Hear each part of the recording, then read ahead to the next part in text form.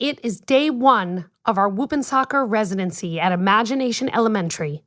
We've not yet settled into the routine of knowing who will push whose buttons, who will run off to write under a table as soon as they get the chance, and who will permanently attach themselves to teaching artist Amanda R., who a student once told me looked just like Princess Jasmine, only prettier. As teaching artists, we meet in a small room off the school library to plan how we're going to spread ourselves across the 70-plus third graders at the school. There are typically 3 classrooms of kids, and this year the classroom teachers have put the kids into mixed classroom groups. We've worked with these teachers before, so they know what to expect from us. They have put the kids into a mellow group, a rambunctious group, and a group that is already super enthusiastic about writing and performing. I take the rambunctious group with co-teaching artist Brian, who has just returned from performing in a national tour of a musical to do some directing and teaching in town. I love when I get to be in a room full of third graders who teachers see as rambunctious. They are often the most enthusiastic about performing, but the most challenging to get to work together. And the classroom teachers we are partnering with are simultaneously curious and amused by what we'll do to work successfully in the room. This is Arts Educators Save the World, where successful artists and their mentors talk about how arts education transformed their lives.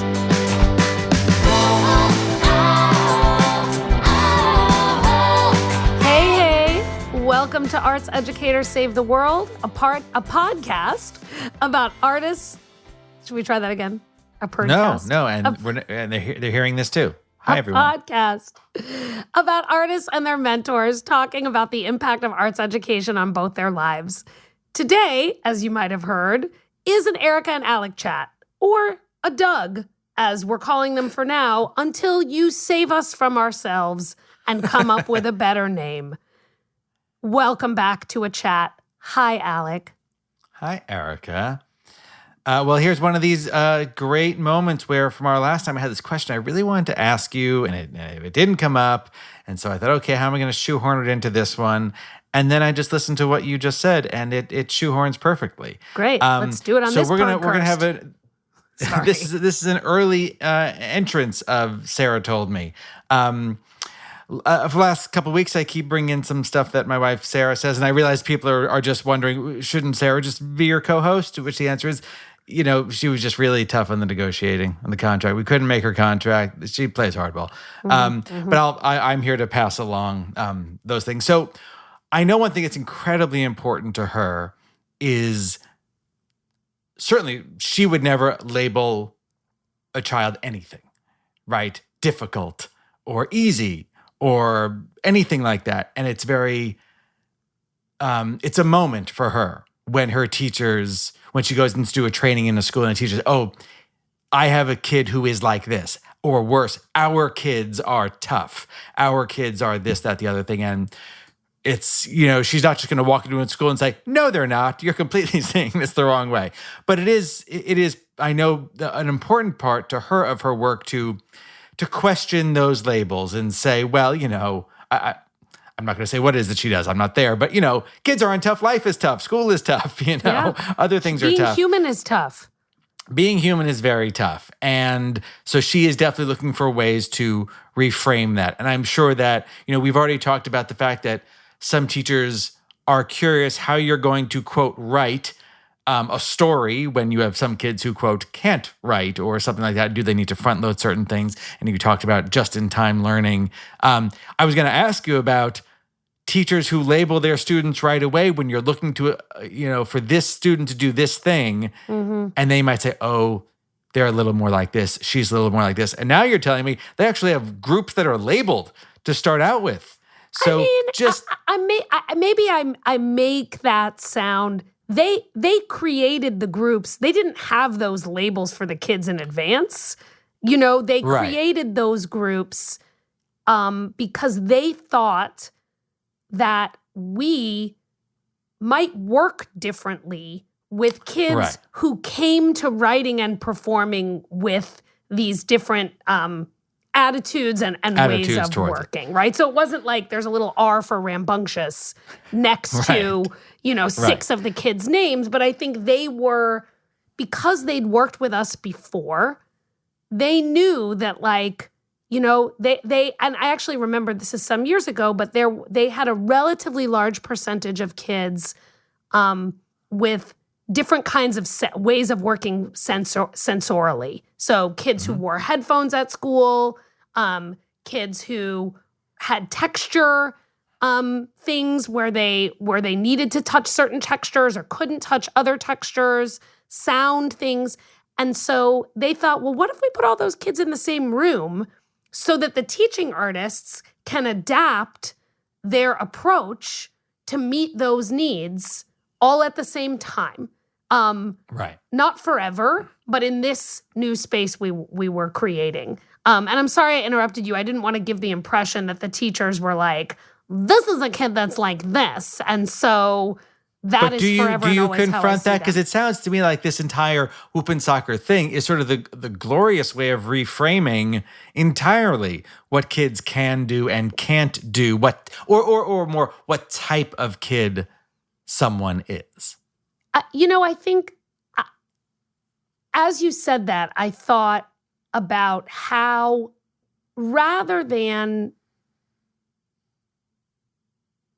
relabeling, I think what is fun to me about working with kids in this way is whatever kind of kid they are, they bring that into this work, and we are very successful at valuing that way of being in a way that that's not always valued in a classroom, right? So, like, I love a kid who will make a joke, like, even maybe at an inappropriate time. That works when there are ways of creating that encourage joke making as part of the way that you create. Now, does joke making at times that are not so great work when you're, trying to, I don't know, lead a new complicated math process? Maybe not. And that's okay, right? What I think is important is for kids to come to understand that the assets that they bring into a learning space are differently useful in different ways and in different times. Right. And the challenge with school is we tend to value the same assets over and over and over again. Right. So I want to for today's chat. Two things I'd love to talk about. One is, as per how the story we heard at the top of this, what do you do when you just arrive? I mean, teachers are mystical spirits to anyone. We've all had the see your English teacher at the supermarket moment of like, you eat food? It's a very strange thing to do. And for visiting artists, it's really like, who are these mystical beings flying in? But you're just, you're people. You're people too. And so I do want to know what you do. You arrive, and how do you first handle things? And like you're saying, how are you deciding how you're going to break things up? And then from there, I want to talk a little bit, and I'll ask you about this, about the kind of rules you do have to set as you are creating the world that we talked about in our first episode together. So what do you do when you get there?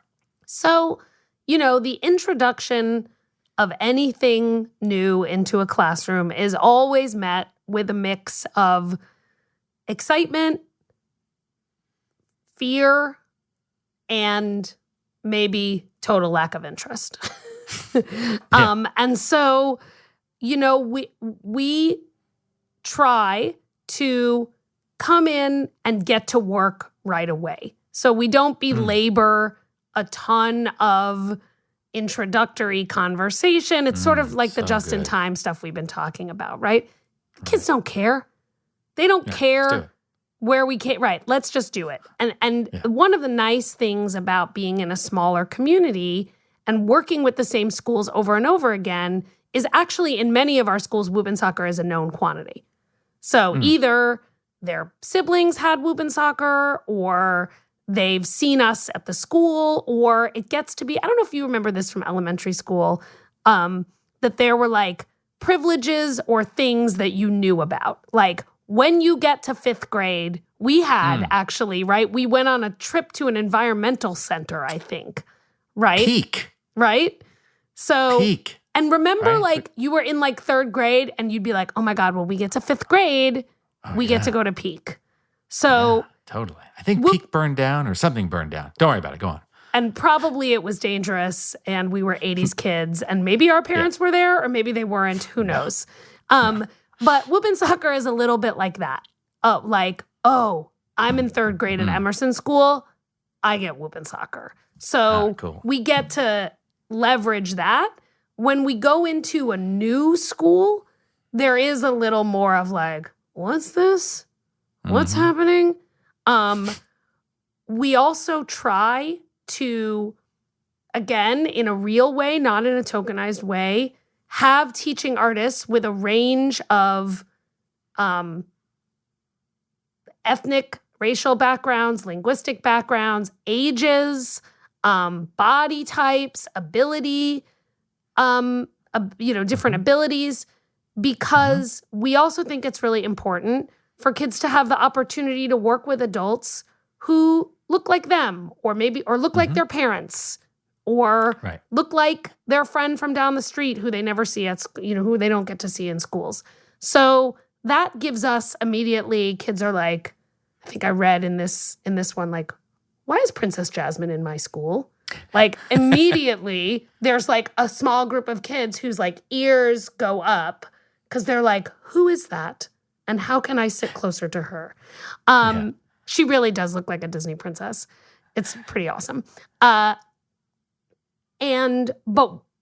we establish right away the routines of how our work is going to go in Whoopin' Soccer City, both by doing activities in the same order every week and by creating a set, we call them agreements and not rules. We find that rules, right, implies a lot of things that people hate, which is like, here's all the things you can't do.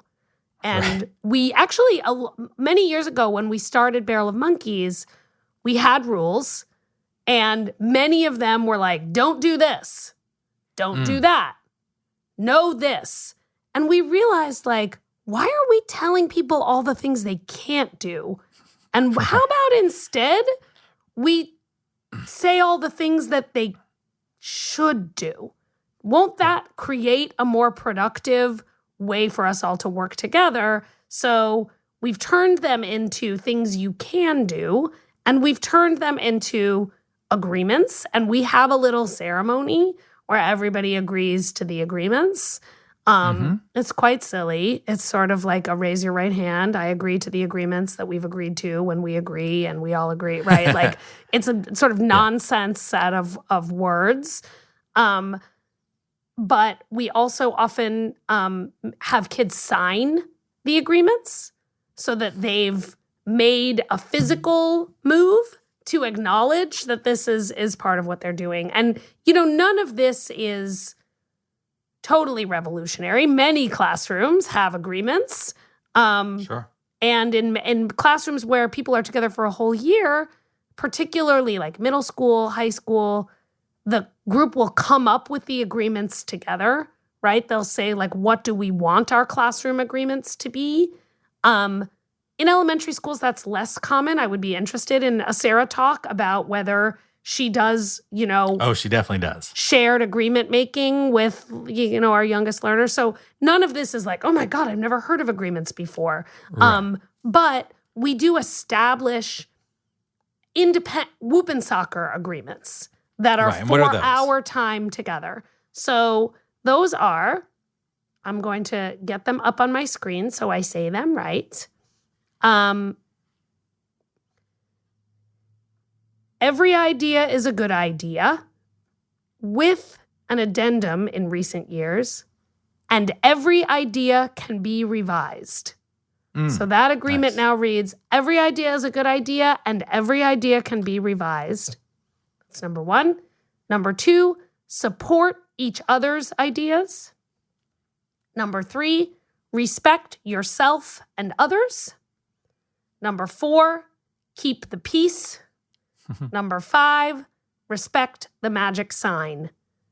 And we go over those every week, and we have rituals that are associated with those. For example, with respect the magic sign, we which is something that is true in a lot of classrooms, right? I'm sure we all know, it's something like when I hold up a peace sign, right? That's the sign for everybody to, eyes on me. Or, Right. When I clap this way, you clap this other way. Ours is, if somebody says, whoop it up, then everybody else responds with, sock it to me.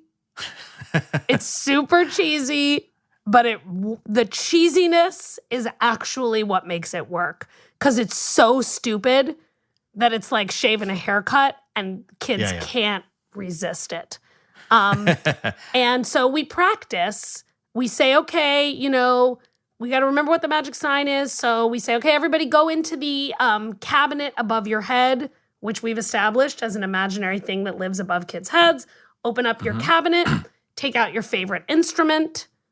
I often like to play a cat as my instrument, but it can be a tuba or drum, whatever. And okay, play your instrument. And so there's some sort of noise and fuss in the room. And then the teaching artist will say, whoop it up. And all the kids will say, sock it to me. And for the most part, they quiet down. Doesn't always work, but it is relatively effective and also kind of continues the vein of that joy and seriousness can go hand in hand. Yeah.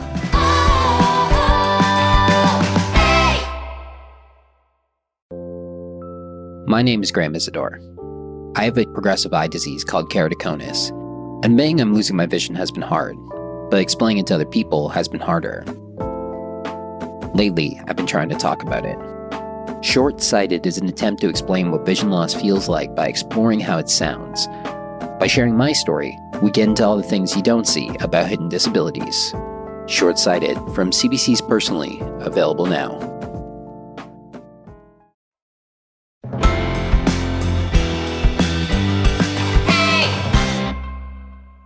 So you've definitely hit upon. I think this obviously connects directly to your concept of improvisation as kind of the foundation of the whole darn thing. And I'll make that clear in a second. But your addendum does even more work to make that even more so. So I'll speak English now. Much of your book does talk about improvisation, and uses a lot of what Tina Fey talks about in her book on improv. And this is something I'm deeply into right now. I'm currently reading a great book called Improv Nation: How We Made a Great American Art, really talking about the fact that we don't necessarily think of it this way, but the idea that we have of improv is an American art form. And there's even something particularly American about it. That is, when it was started, certainly in England, there was this thought of, those Americans can't stick to any, they can't do anything just normal, just do a thing. No, they have to like throw out the script and they have to like make stuff up. And it was seen as very radical, like jazz in many ways, like jazz. Freestyle rap. Yeah, I can totally see that. Right. And so, the foundation of all of this is this concept of yes and, which I want you to tell us about, because it clearly connects to every idea is a good idea. There's your yes. And then your and is, and any idea can be revised. I'll just throw in a little history here because I enjoy it, because I'm reading a book. And if I could scroll to my questions, this will go a lot faster. So we're talking about like the 50s and 60s of when improv really kind of became a thing. And the earliest folks who are really credited with it are Mike Nichols and Elaine May, were part of really this original group, Del Close and some other folks. And they lived on a street, Westminster Place, And they came up with what they called the Westminster Place Kitchen Rules. They didn't call them agreements at the time. They called them the kitchen rules. And rule number one is, there was 3 rules, but the important one is, number 1, don't deny. If someone says he has a bunny in his hands, he has a bunny in his hands. And that became short-formed over the years to yes and. And it is the most radical notion in theater, in improv, in education. It's what this is all about. So can you do that for us? Can you connect yes and improv to especially that first agreement? Absolutely. I mean, I think, first of all, I'm very impressed that you're reading a book on the history of improv. So I'm delighted that you have casually dropped that in. I thought you were going to say you were impressed that I'm reading a book. Well, that too. I'm impressed that you're reading a book. So first of all, I think a lot about how those rules for improv guide teaching writ large. So not just how kids work together to write stories, and we can get into that a little bit about creative expression and specifically why that's so useful in this kind of task, but how yes and is the foundation really for all teaching and learning interactions. And there's both cognitive reasons why that's true and also social and cultural reasons why that's true. I think the social and cultural reasons are relatively obvious, right? Which is if you're constantly being told, like, you're wrong, or the person in power, i.e. the teacher, is constantly telling people who are less experienced than them that the things that they're bringing aren't valuable, right? That's sort of not that productive for relationship making. But the cognitive stuff I actually think is way more interesting, which is that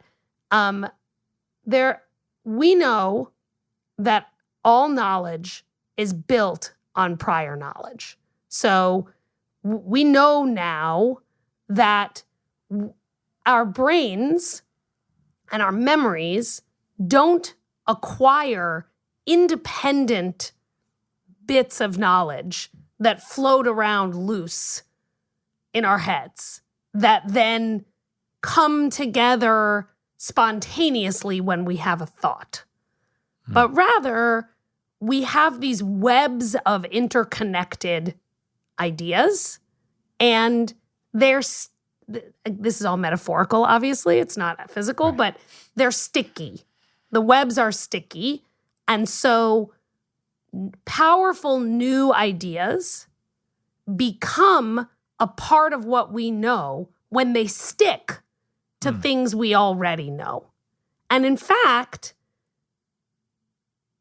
if we think we know how something works and somebody tries to tell us that it works a totally different way, but we don't have evidence that the thing we believe doesn't work, we're not going to take up that new idea. There's a very famous study out of Harvard in the 1980s. There's a delightful VHS film about it called A Private Universe, where they asked some college-age people and high school-age people how the rotation of the sun, how the rotation of the Earth worked around the sun.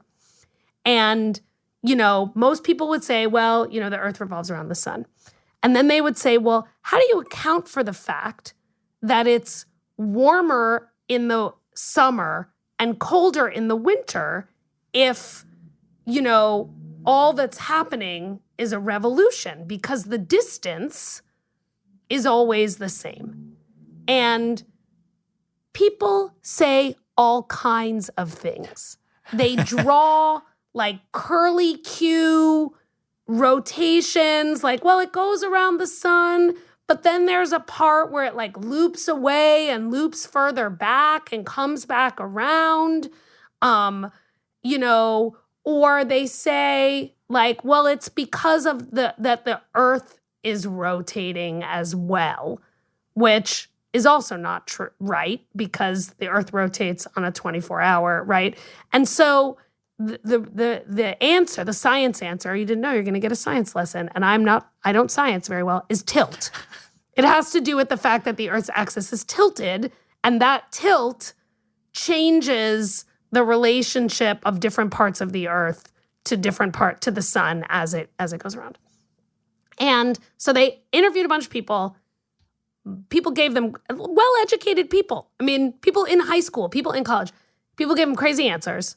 They did like an intervention where they taught about tilt, and then they asked them again, and people still gave the same crazy answers about like paths of the Earth and curlicues, because the web in their head was not challenged in any way by this new information. So the new information kind of like bounced off, basically, and left.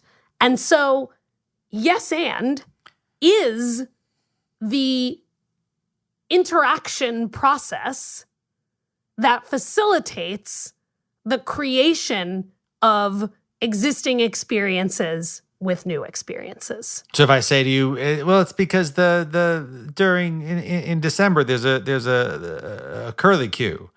That's why it's colder, right? Then I would say, I would say, so if I was yes-anding that, I would try to draw out where you got that curlicue and why. You know, why do you think there's a curlicue? Well, you know, in the winter I'm colder, so I need an explanation for it, right? And then you can use the person's scientifically incorrect explanation to get to the scientifically correct explanation without saying, no, you're stupid and you're wrong. It's not a curlicue, it's a tilt. Right? That is not a sufficient cognitive task. People have to understand why the thing that they think doesn't work. Right. So then, now bring that down to rule number 1, which is every idea is a good idea. Right. So, agreement number 1. Every idea is a good idea. So, with respect to creative expression, people even as young as 8 and 9 have a lot of anxiety about what constitutes creativity and what constitutes quality.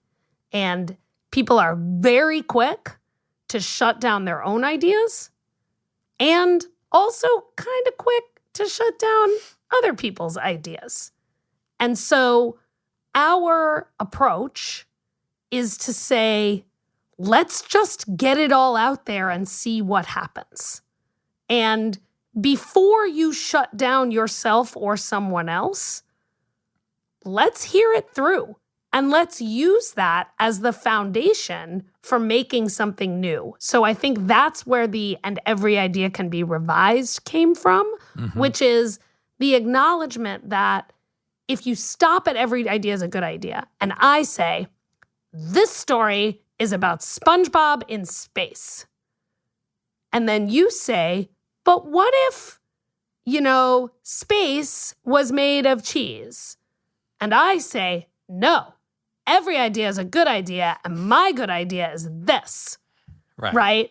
That the revision process gives us a window into how people can expand and combine their ideas and take feedback from their peers, from other teaching artists, right? Then the teaching artists can become partners in writing, right? And say things like, well, I think I've seen that episode of SpongeBob that you're talking about. So somebody already wrote that episode of SpongeBob.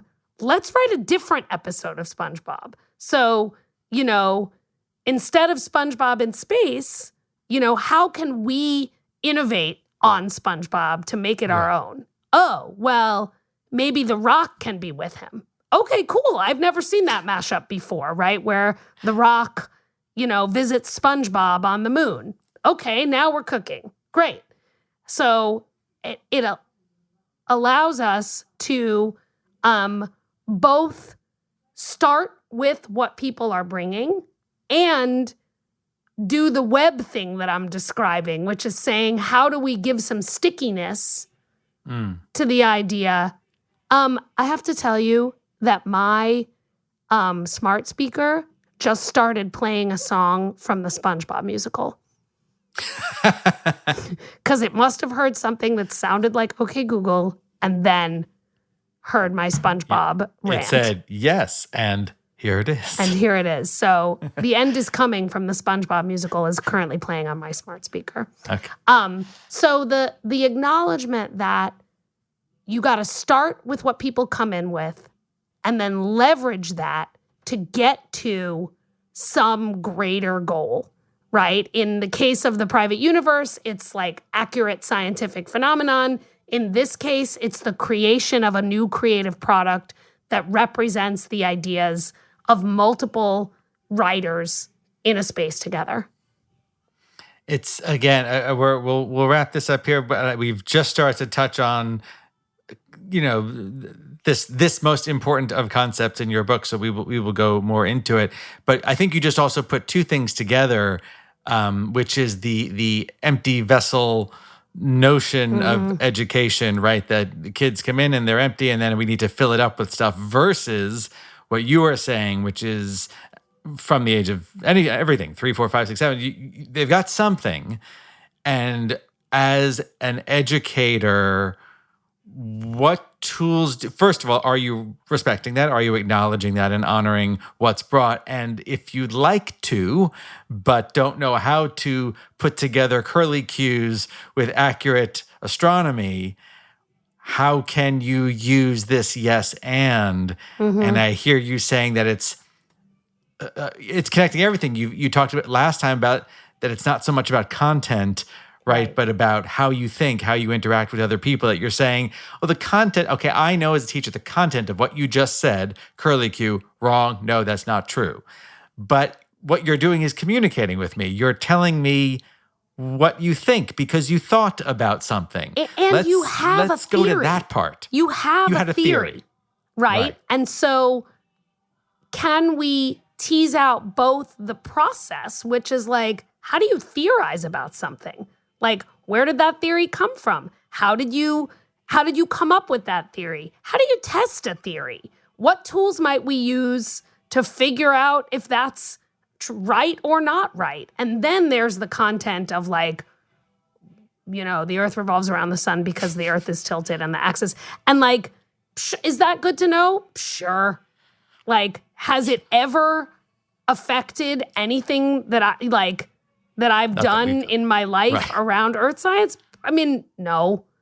Right? So there's the like understanding that of the what matters around particular teaching and learning exchanges. Right. And also I think that I don't know if at 7 you're already labeling yourself a non-science person. I've definitely labeled myself that, except as I've gotten older, there are certain aspects of physics that I'm fascinated with, but I'm most fascinated with stories of Einstein sitting there without a piece of paper, just kind of theorizing, just literally just coming up with pictures and telling himself stories and then going, I wonder if that's true. And so the curlicue folks they're on the right track. They're being scientists. Yes. And they're gonna use it's actually important. It's a great lesson for, okay, let's do scientific method now. Right. Seems like that didn't pan out. Right. Where do we go next? And and now,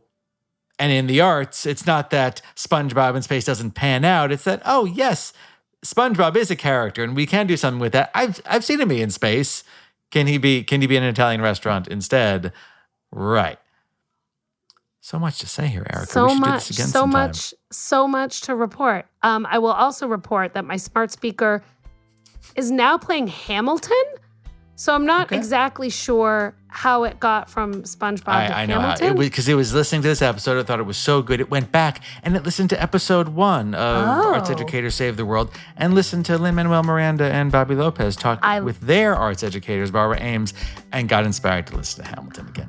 See? So what you're saying is people should be more like their smart speakers. And if you're enjoying what you're hearing on Arts Educators Save the World, you should go back and listen to earlier episodes if you haven't. And to wrap up, if you are liking these conversations, you should be part of them. And you know how you can be part of them? You can write to us at contact@artseducatorssave-the-world. Is that right? Yeah. .com? No. Yeah. Contact@artseducatorspodcast.com. All 3 times I said, I was so into the yes and that I just said yes. Contact no, it's not right. artseducatorspodcast.com. Drop in a question, drop in an idea for a topic, call it chat idea, call it Doug. Give us a name for these things that isn't Doug. And we'll be happy to start that conversation on our show because we are really inspired by how these ideas can change all of our teaching and learning practices. So, onward together. Arts Educators Save the World is hosted by Erica Rosenfeld-Halverson and produced and co-hosted by me, Alek Lev. Our executive producer is Doug Matica, and our audio producer is Justin Asher. Special thanks to our collaborators, the brilliant and talented Kate Baldwin, and our great friends at Story Pirate Studios, Lee Overtree, Benjamin Salka, and Amy Fiore. Original music is by Dan Lipton, and our artwork is by Lyra Evans. Check out our website designed by Cole Locasio at www.artseducatorspodcast.com. We're on Instagram @artseducatorspodcast, and you can write to us with your questions and comments at contact@artseducatorspodcast.com. You can also find us at a place called YouTube. And wherever you're listening, please remember to subscribe, rate, and review. It really helps the show. We're proud to be sponsored in part by the University of Wisconsin-Madison and the Gibb Faculty Fellowship. Arts Educators Save the World was created by Erica Rosenfeld-Halverson and Alek Lev.